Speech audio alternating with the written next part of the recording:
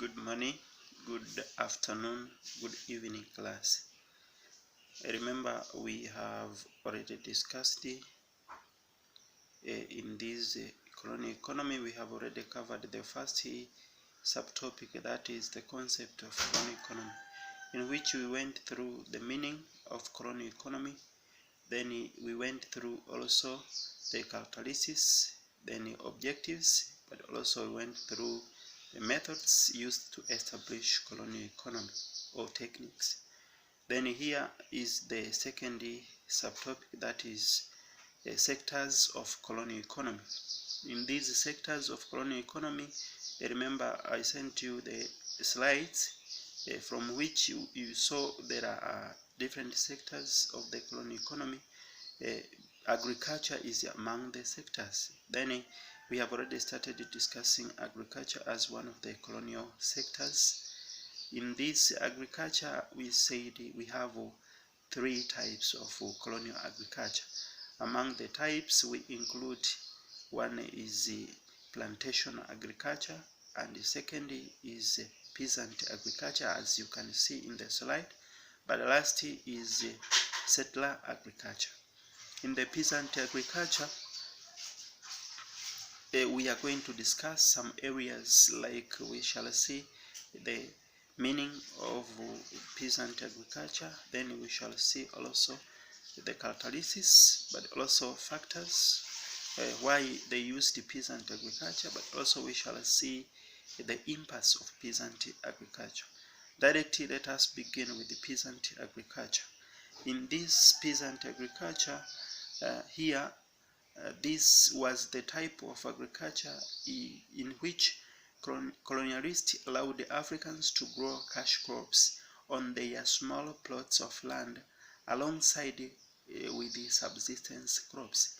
In this case, we mean in peasant agriculture, the colonialists did not alienate land from the Africans.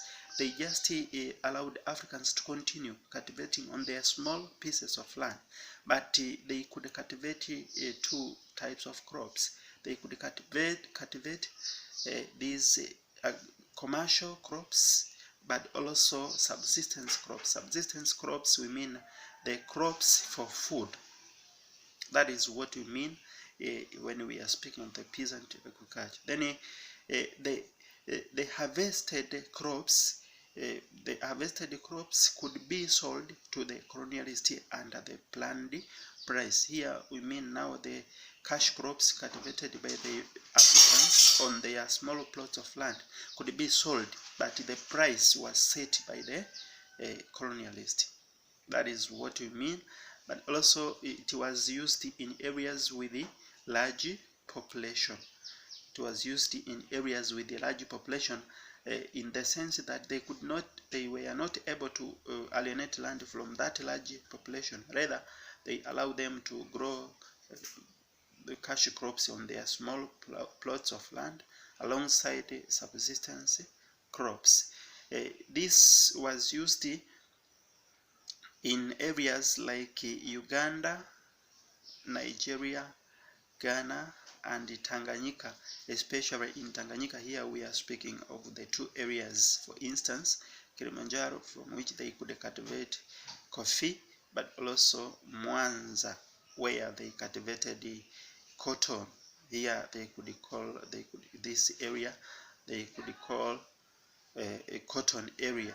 Okay, that is what we include. I mean the areas that used this peasant agriculture. Then we have characteristics of peasant agriculture, as you can see in the slide. In the characteristics of peasant agriculture, here we include the following. One is it used traditional tools. Here we mean the colonialists did not add any cultivation tool in this peasant agriculture. Rather, they just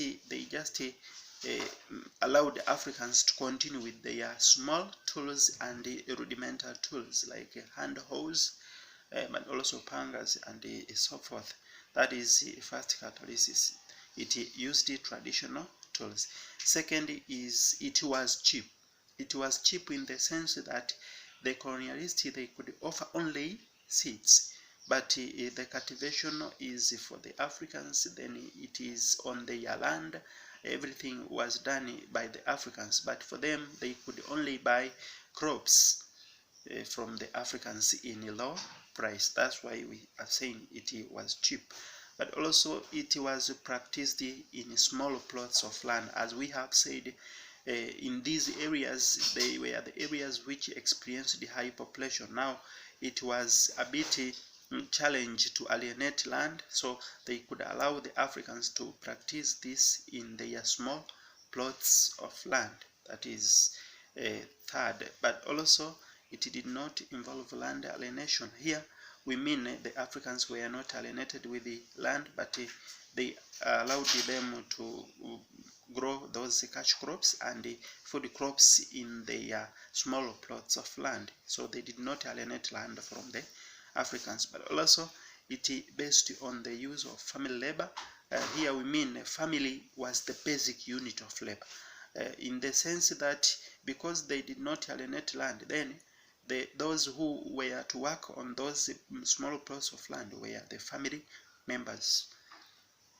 But also it involved the cultivation of both food and cash crops, as we have defined there, that it involved the cultivation of cash crops and subsistence crops. Here we mean the cultivation involved the food crops but also cash crops. Okay, that is also number 6. Then also it was practiced in areas with high population. As we have said, this system of agriculture involved the cultivation of small plots of land, so it was practiced in most areas with high population, like as we mentioned, the areas like Uganda, Nigeria, but also in Tanganyika, some parts which had high population, they used this peasant agriculture. Those are the characteristics of peasant agriculture. Then here are the factors favored the establishment of peasant agriculture. Why did the colonialists use the peasant agriculture in the areas like Uganda, in the areas like Nigeria, in the areas like Ghana? Why did they use this peasant agriculture? Then the following are the factors. One is the system was cheap. That means they used this system because it was cheap to use. The Africans produced for their expenses, but the benefits were for the Europeans. The Africans produced for their expenses, but the benefits were for the Europeans. That is what you mean, it was cheap. That's why they preferred to use this system, peasant agriculture. But also presence of high population. That means high population made it impossible for them to alienate land from the Africans. Rather, they could allow them to cultivate in their small plots of land. That was due to the high population. In those areas, for example, Ghana, Nigeria, they experienced the high population such that they were not able to alienate land from the Africans. Then, no need of support by the colonial government. That means in this system, the Africans were not supported. They were not supported in the sense that they were not provided with the machines, they were not provided with the labor, but the Africans produce by themselves and sell the products in a low price to the colonial government. But also existence of low level of technology. Here we mean it needed a very low level of technology, like the use of hand hoes, pangas, and so forth. That was why they used this peasant agriculture, because it needed a very low level of technology. But also easy collection of tax. Here we mean in this peasant agriculture it was easy for them to collect tax, because it was easy, because when they go to sell these crops is where they cut tax from those from selling of those products. That is what we mean. So it was easy for them to collect tax. Then we also include the easy supply of labor. Here we mean, as we have said, it used the family labor. Then it was very easy for them to get labor in this system. That's why they preferred to use peasant agriculture. But also presence of tropical diseases and hostile climate made them impossible to settle in the colonies and use other systems. Rather, they had to use this system because of the presence of tropical diseases and the hostile climate like malaria, flu, and the other diseases, which made them impossible to settle in the colonies and use other systems. That is also another, those are the, but also we include the presence of strong resistance in areas like Nigeria, in areas like Ghana, in areas like Uganda. There existed very strong resistance such that they could not be able to establish settlement and use settler or plantation. Rather, they had to use peasant agriculture because they feared to lose, they feared to be defeated in those areas. That's why they used the peasant agriculture. Those are the factors favor the establishment of peasant agriculture. Then the following are the effects or impacts of peasant agriculture on Africa, especially. We're going to speak these effects on Africa, and among these effects they are classified into positive and negative effects. Then these are the positive effects of peasant agriculture on Africa. One is the acquisition of Western education.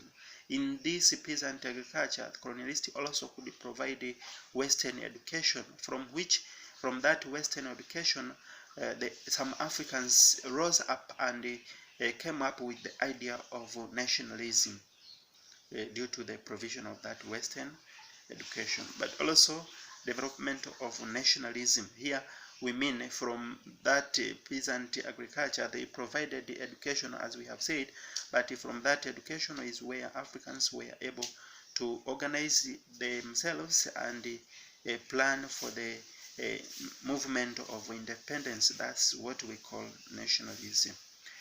But also introduction of new crops like cotton, sisal, and so forth. Those were new crops which did not exist in Africa, but through peasant agriculture is where those crops were introduced in Africa. Then the following are the negative effects. Among them we include one is regional imbalance.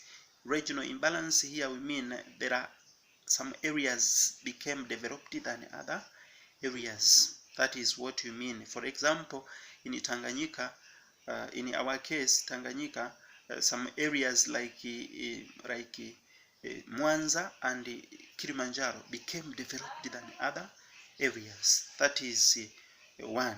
But secondly is the over-exploitation of African resources. Here we mean the African land was over-exploited, but also the African labor, because they used the family labor. Then this labor was over-exploited.